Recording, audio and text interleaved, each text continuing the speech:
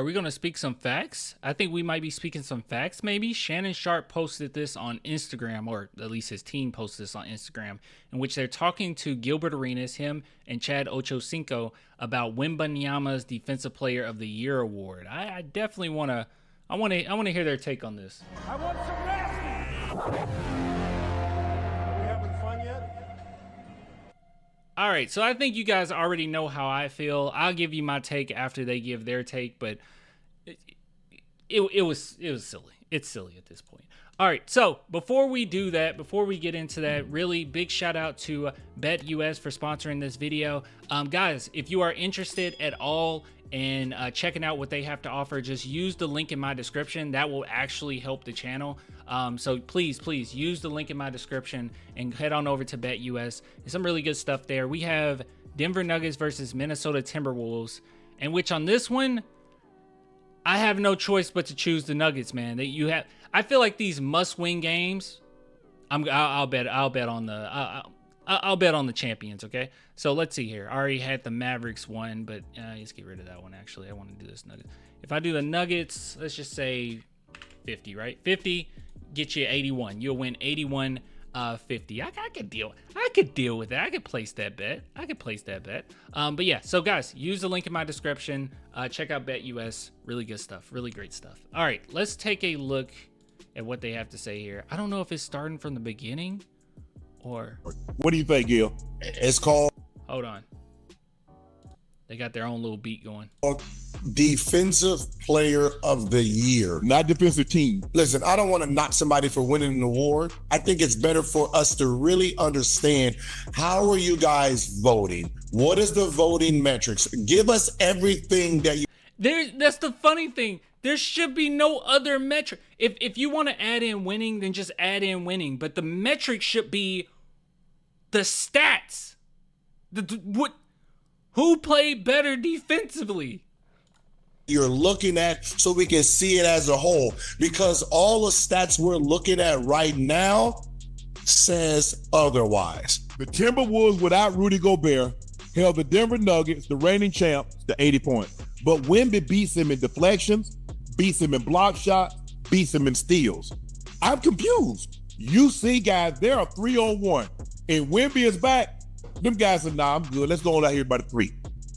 I ain't messing with it. Don't even try him. With it. I don't want no parts of that, because I know he gonna throw it up in the stands. Tell him, Unc. Wait, I was enjoying that. All right, guys, go watch Nightcap. I thought Wemby should have won the award. Okay. What do you think, Gil? Okay, yeah, that was the whole thing. Yeah, like obviously, I feel like Wemby should have won it. I honestly, I don't even think there's a bias at this point. Like, I mean, bias is always going to come into play a little bit, you know, when it comes to stuff like this. I mean, obviously, me being a Spurs fan and all, but you guys know, I mean, as long as I've had this channel, I've never really cared that much about these awards, these individual awards. But what I do care about is fairness. And, you know, being a Spurs fan, it's not too many times in which we get a player that earns these awards, right? It doesn't come around a lot. Like, it's pretty rare for us. It's not like we're a franchise that just bring along superstars, or we just sign superstars, or we have that luxury to do that. That guy's just gonna come here, you know, like we're the Los Angeles Lakers or something. We don't have to worry about draft picks as much and stuff like we're not that type of team, right? Like we have to build in-house, and building in-house, we don't get this many opportunities. It just, you know, sometimes they're just not there. But so stuff like this really frustrates me, because I just don't think it's fair, you know? If it was really close and it was close race, and then you're like, okay, all right, we need something to break the tie. Boom. Okay, winning percentage. That breaks the tie right there. That's cool. Like, I can deal with that. But when you say this guy is significantly more impactful than this other guy defensively, I don't understand how you cannot choose the guy that has better defense. I can't fathom it. I don't understand it. It doesn't make any sense.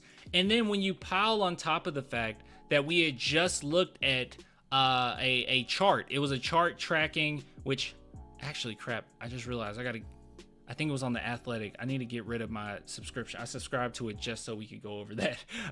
But it was basically voting amongst players, and they voted who's the best defensive player in the NBA. And Wemby was number one. He was number one.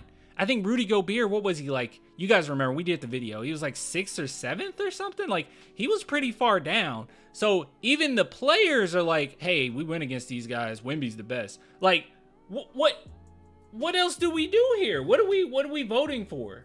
What are we voting for? I don't know. I don't know. Is it to save face for the NBA to make winning a criteria no matter what? It's just foolish to me. It's just foolish to me. And you can say that, well, he needs to win games or whatever, but it's like, it's defensive player of the year, okay?